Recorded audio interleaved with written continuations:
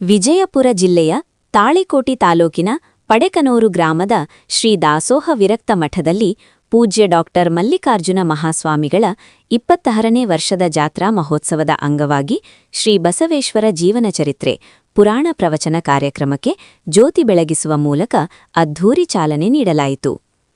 ಕಾರ್ಯಕ್ರಮದ ಮುಖ್ಯಾಂಶಗಳು: ಪೂಜ್ಯರ ಅಮೃತವಾಣಿ. ಶ್ರೀಮಠದ ಡಾಕ್ಟರ್ ಮಲ್ಲಿಕಾರ್ಜುನ ಮಹಾಸ್ವಾಮಿಗಳ ಬಾಯಿಂದ ಬಸವಣ್ಣನವರ ಜೀವನ ಚರಿತ್ರೆಯನ್ನು ಕೇಳಲು ಸಾವಿರಾರು ಭಕ್ತರು ಮಠಕ್ಕೆ ಆಗಮಿಸಿದ್ದರು. ಕಡಕೋಳ ಪೂಜ್ಯರ ನುಡಿ. ಮಲ್ಲಿಕಾರ್ಜುನ ಮಹಾಸ್ವಾಮಿಗಳು ಅನೇಕ ಅನುಷ್ಠಾನಗಳ ಮೂಲಕ ಮಠದ ಅಭಿವೃದ್ಧಿಗೆ ಶ್ರಮಿಸಿದ್ದರು ಎಂದು ಕಡಕೋಳದ ಪೂಜ್ಯರು ಶ್ಲಾಘಿಸಿದರು. ಪೂಜ್ಯರ ಮಾತು. ಭಕ್ತರನ್ನುದ್ದೇಶಿಸಿ ಮಾತನಾಡಿದ ಮಲ್ಲಿಕಾರ್ಜುನ ಶ್ರೀಗಳು, ನನ್ನಲ್ಲಿರುವುದು ಕೇವಲ ಒಂದು ಜೋಳಿಗೆ ಮಾತ್ರ. ಭಕ್ತರೇ ಈ ಮಠದ ಆಸ್ತಿ. ನಿಮ್ಮ ಸಹಕಾರವಿದ್ದರೆ ಈ ಮಠ ಇನ್ನಷ್ಟು ಎತ್ತರಕ್ಕೆ ಬೆಳೆಯಲು ಸಾಧ್ಯ ಎಂದು ಮಾರ್ಮಿಕವಾಗಿ ನುಡಿದರು.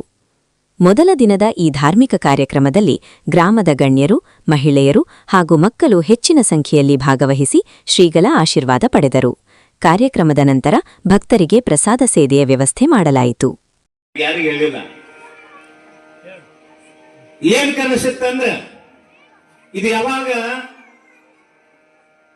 2007 ಫೌಂಡೇಶನ್ ತರ ಹಟ್ಟಿಸ್ತೇವಲ್ಲ, ಬಹಳ ದೊಡ್ಡದು. ಎಲ್ಲ ಹಿರಿಯರನ್ನ ನಮ್ಮ ಊರವ್ರು ಬಿಟ್ಟು ದೊಡ್ಡದು ಯಾಕೆ ತರ ಹಟ್ಟಿಸಿರಿ, ಸುಮ್ಮಂದಿ 2 ತರ ಹಟ್ಟಿಸ್ಬಾರ್ದ ಅಂತ ನಮ್ಮ ಕರಬಸಪ್ಪನವ್ರು ಇದ್ರು. ಅವ್ರು ಎಲ್ಲ ಹಿರಿಯರು, ಶಾಂತಿಗೊಂಡಿದ್ರು, ಅನೇಕ ಸಾಯಿಗೊಂಡಿದ್ರು, ಶಿವಣ್ಣಿದ್ರು, ಬಹಳ ಮಂದಿ ಹಿರಿಯರು, ಕಾಂತೇಶ ಇವರೆಲ್ಲ, ಅಶೋಕ್ ಮುತ್ಯ.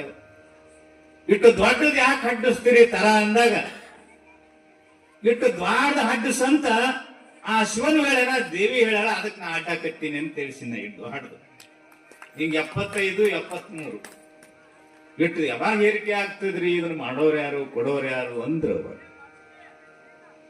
ಅದೇನು ಗೊತ್ತಿಲ್ಲ. ಅದು ಇಟ್ಟು ದೊಡ್ಡ ಹಡ್ಡಸಾವನ ಎಂತ ಬೆಳತನ ತರ ಹಡ್ಡು ಹೋದದ್ದು. ಯಾವಾಗಿದು ಹೇರಿಕೆಯಾಗಿ ತಲಬಾಕ್ಲಿಕ್ಕೆ ಹೊಂದಿರುತ್ತದ ಅವತ್ತಿನಿಂದ ನಾನೇ ಪ್ರವಚನ ಹೇಳ್ಬೇಕಂತ ಸಂಕಲ್ಪ ಮಾಡಿದ್ನೆ ಆ ದೇವನಲ್ಲಿ.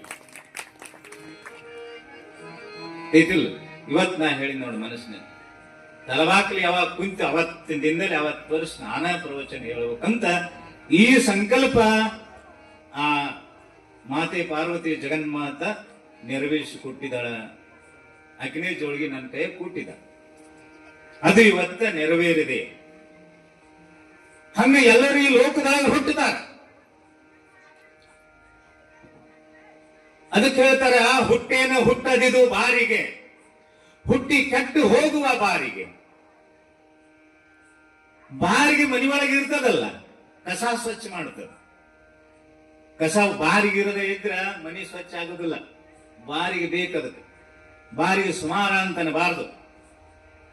ಬಾರಿಗೆ ಸುಮಾರಲ್ಲ, ಮನೆ ಸ್ವಚ್ಛ ಮಾಡುತ್ತದೆ ಬಾರಿಗೆ.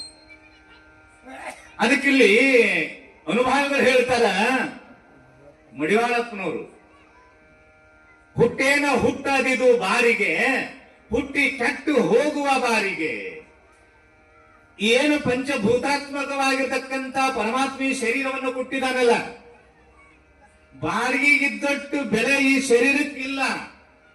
ಅದಕ್ಕೆ ಇದಕ್ಕೆ ಬಾರಿಗೆ ಅಂತ ಕರೆದಾರ. ಕಡ್ಕೊಂಡು ಮಡಿವಾಳ ಬಾರಿಗೆಗೆ ಬೆಲೆ ಅದ, ಇದಕ್ಕೆ ಬೆಲೆಗಿಲ್ಲ.